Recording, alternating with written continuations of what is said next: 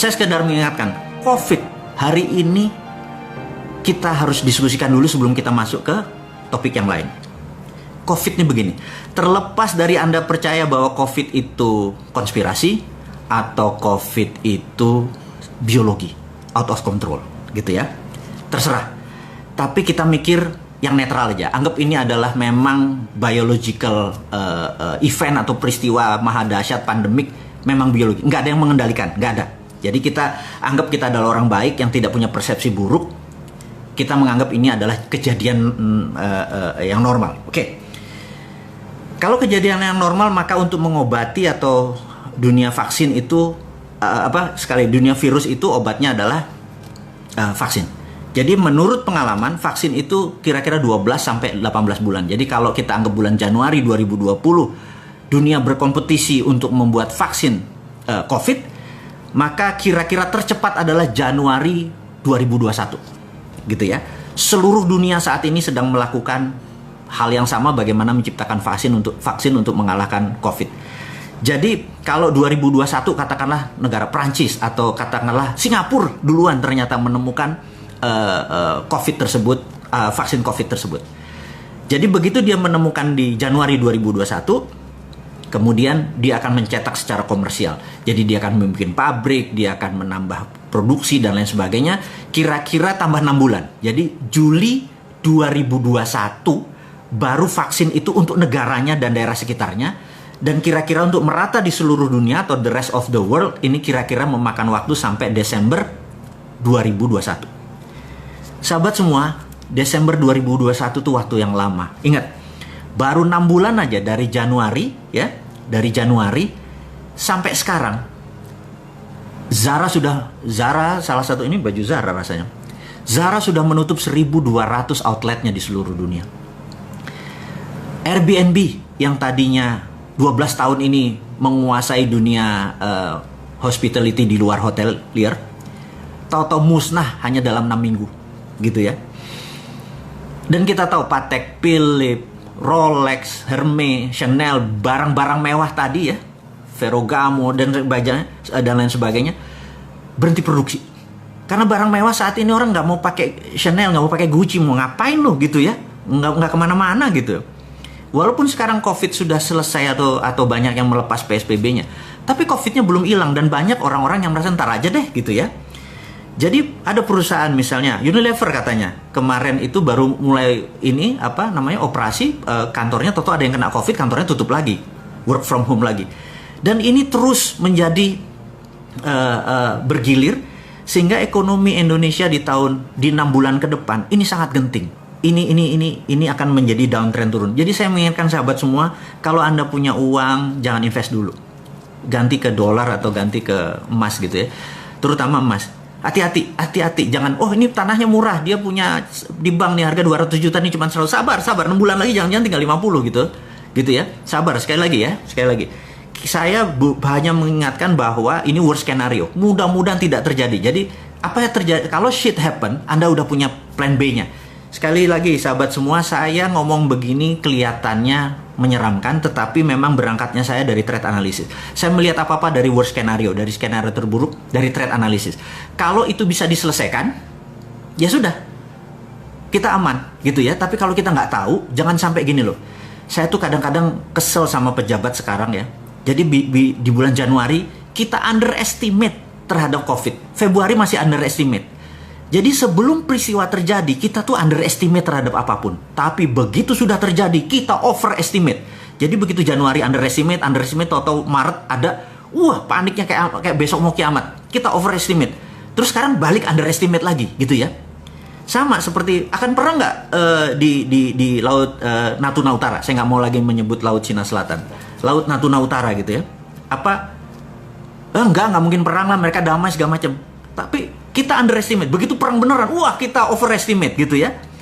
Di zaman Pak Harto, di zaman senior-senior kita, itu terbalik. Sebelum kejadian mereka overestimate.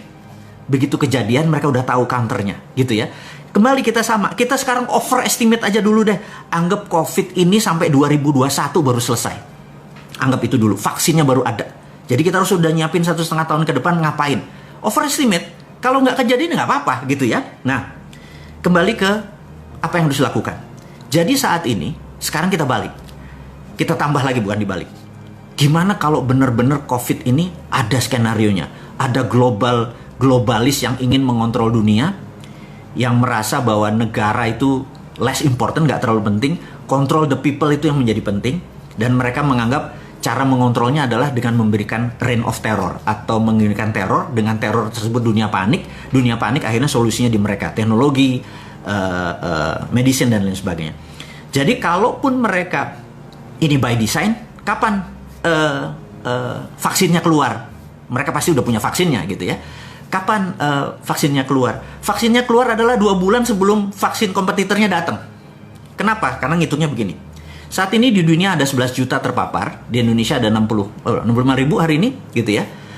Itu adalah Juli, akhir diperkirakan Indonesia mungkin 100 ribu, dunia kira-kira 20 juta.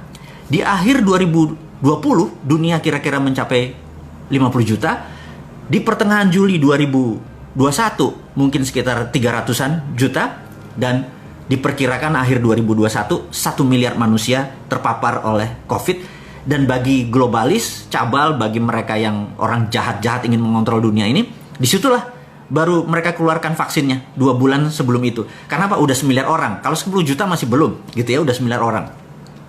Jadi sahabat semua, terlepas ini ada konspirasi atau tidak, angka 2021 itu menjadi visible negatifnya. Nah, kalau 6 bulan pertama sudah menghancurkan ekonomi sekian persen, apa yang terjadi 6 bulan kedua di semester tahun ini? Kita harus prepare, harus bersiap-siap apa yang akan terjadi. Apa yang akan terjadi nanti kita bahas, sabar. Ini gratisan aja kok, banyak nanya gitu ya, sabar. Tahun 2020, Anda tahu video saya, boleh cek, 10 bulan yang lalu saya mengatakan 2020 resesi, 2021 puncak resesinya. Tapi saya menganggap saya mungkin salah. Jangan-jangan 2021 adalah depresi. Kalau depresi ini terjadi, Anda sekali lagi harus hati-hati terhadap planning Anda. Jadi sekali lagi, Anda jangan buru-buru. Anda masih muda, Anda adalah calon pemimpin bangsa ini. Langkah Anda benar-benar hati-hati. Anda belajar, diskusi. Selalu overestimate, tapi langkah Anda, baby stepnya benar-benar solutif gitu ya. Teman-teman, mudah-mudahan Anda kebayang apa yang akan terjadi dengan versi saya informasinya ini. Saya kasih informasi lagi. Jadi kalau minggu kemarin kita bicara tentang MMT, Modern Monetary Theory, dengan SWF, Sovereign Wealth Fund, di mana kita udah punya contoh waktu itu kuda laut, kita pakai di zaman Pak Ibnu Sutowo, sekarang mereview aja. Kemudian kita menggunakan contoh seperti Dubai atau contoh seperti Aramco, Saudi Aramco, di mana ke depan mereka akan menggunakan Sovereign Wealth Fund, dan kita menyarankan Indonesia tidak perlu ngutang. Jadi contohnya gini, kita audit nikel kita, katakanlah nikel kita nilainya 1000 billion, kemudian 20% nikel kita forward, kita ambil uang 200 billion dolar untuk membangun Nusantara. Tidak perlu hutang karena kita memforward. Jadi bukan pinjaman ala Ibu Menteri. Ini beda karena ini kan negeri Sontoloyo ya, bukan negeri yang di seberang itu. Jadi kalau kita nggak bakal ngutang, ngutang tuh bukan kita banget. Ngutang tuh bukan anak milenial. Anak milenial tuh cash gitu ya. Karena kita kaya, bener nggak? Ngapain ngutang? Terus kedua adalah mengenai printing money. Printing money ini menjadi penting. Jadi kita tahu generasi tua di atas kita ini takut sekali sama namanya inflasi, karena mereka pernah merasakan susahnya inflasi. Atau negara tidak dikontrol seperti tahun 98, inflasi sangat cepat sekali sehingga barang-barang nilainya menjadi tak bernilai. Kemudian juga di tahun 60-an, 66 terutama, itu terjadi hyperinflation di Indonesia. Tapi sekali lagi, jika printing money itu mereka tidak setujui karena itu bisa menyebabkan negara dalam keadaan inflasi. Saya mau menerangkan tentang inflasi dengan cara yang sederhana. Jadi gini, inflasi itu tidak ada selama printing money-nya ada underlying. Ini harus diingat. Jadi saya sekedar mengingatkan sahabat semua, saya ulangi lagi, Anda mungkin pernah dengar, tapi ya biar ilmu ini nancep ke dalam, repetition adalah segalanya. Repeat gitu ya. Jadi keunggulan adalah tidak ada. Keunggulan adalah seseorang yang merepeat sesuatu sehingga menjadi keunggulan. Saya akan repeat lagi. Jadi kita tahu di awal tahun 89 terjadilah dialog yang sangat menarik di mana Deng Xiaoping pada saat itu pemimpin Cina sedang berhadapan dengan demo masyarakat Cina yang pengen negaranya menjadi demokrasi. Kemudian ada 11 jenderal dari Partai Komunis Cina yang menghadap Deng Xiaoping bilang, lebih baik kita tidak menjadi negara demokrasi, mereka kita babat. Tapi kalau Anda memilih demokrasi, Anda memilih memenangkan perjanjian seperti dengan Ronald Reagan. Jadi waktu tahun itu ada perjanjian dengan Ronald Reagan untuk jadi Cina 40 tahun kemudian menjadi negara demokrasi. Kami bersebelas tebas saja lehernya gitu ya. Kami nggak usah ngikutin. Deng Xiaoping sangat dilema. Kemudian keputusannya adalah dia memilih sahabat dia, jenderal yang 11 itu. Kemudian dia libas itu demonstran dan Cina menjadi negara tertutup. Kemudian dia fuck IMF, fuck World Bank. Dia udah nggak butuh gitu ya. Baik. Akhirnya mereka berdua-belas rapat, dan rapat ini menjadi sangat fenomenal karena ada sebuah tagline yang saat ini masih ada, yaitu hari itu, momen itu adalah ada sebuah kata-kata ya namanya The Secret Meeting That Changed China. Disitulah adalah masa meeting rahasia yang merubah Cina sampai sekarang. Yaitu mereka menggunakan dua currency, satu renminbi, satu yuan. Yuan untuk di luar China, renminbi di dalam Cina. Renminbi dicetak berdasarkan proyek. Nah, saya memberi contoh nih ya. Saya memberi contoh. Gimana caranya pada saat misalnya si Sontoloyo ini jadi presiden. Contoh ini ya, jangan ngarepin, saya nggak akan pernah mau. Jadi, contoh, jadi gini. Jadi suatu hari Menteri PUPR datang. Lapor Pak Presiden, kita perlu bangun 1 juta rumah. Oke? Terus Menteri BUMN, Anda perlu berapa? Perlu 100 triliun Pak. Oke, Menteri Keuangan print 100 triliun, kasih Menteri BUMN, kemudian Menteri BUMN itu akan membagikan uang 100 triliun itu kepada pabrik, misalnya pabrik baja untuk besi, pabrik kusen kayu, pabrik paku, pabrik bata, dan semua tidak boleh ada unsur impor. Jadi semuanya lokal, dan begitu bangunan itu dibangun jadi tidak boleh ada bunga. Orang bayar tidak boleh ada bunga. Kemudian tidak boleh harga dinaikkan. Jadi misalnya 1 meter persegi dari bangunan tersebut adalah 3 juta per meter, makanya 100 meter persegi ya 300 juta. As it is. Kemudian begitu masyarakat membeli, uang itu diambil, Menteri BUMN kasih ke Menteri Keuangan. Setiap uang masuk, bakar. Setiap uang masuk, bakar. Kemudian 5 tahun kemudian begitu gedung jadi, gedung itu dibeli oleh masyarakat, uangnya masuk lagi, bakar senilai yang sama. Apa yang terjadi? 100 triliun tersebut dibakar. Kemudian underlay-nya adalah perumahan yang 1 juta unit tadi. Inflasinya di mana? Nggak ada. Itulah yang dibangun oleh Cina. Kenapa Cina segitu besar? Jadi Cina membangun itu berdasarkan project. Print renminbi proyek. Dulu renminbi dan yuan itu benda yang berbeda. Tapi sekarang 30 tahun kemudian renminbi dan yuan satu. Udah nggak kita bicarakan lagi. Nah, kemudian begitu Amerika saat ini perang sama Tiongkok, apa yang dilakukan oleh Amerika bisa melakukan dollar reserve value. Apa itu dollar reserve value? Dollar reserve value itu begini. Cadangan devisanya Cina berupa dolar sekitar berapa? 2 triliun dolar atau 2000 billion. Apa yang terjadi kalau dolar dipotong jadi separuh sehingga nilai devisa dia menjadi separuh? Indonesia yang 130 billion dolar dipotong separuh, bubar Indonesia ini langsung, nggak bisa beli minyak, nggak bisa beli pangan dan lain sebagainya. Jadi sangat sensitif begitu devisanya dipotong. Apa yang Cina lakukan saat ini? Dia menciptakan i-renminbi. I-renminbi ini adalah digital renminbi, new printing money. Jadi Amerika mau potong separuh, bodo amat, gue udah punya, gitu ya. Nah, jadi saya sarankan kepada Pak Presiden, teman-teman kita sepakat di Republik Sontoloyo ini untuk mengingatkan Presiden kita di negara tetangga itu bahwa kalau mau keluar dari masalah bangsa Indonesia, print money, gunakan i-rupiah. Base-nya apa? Kalau e-rupiah kan digital.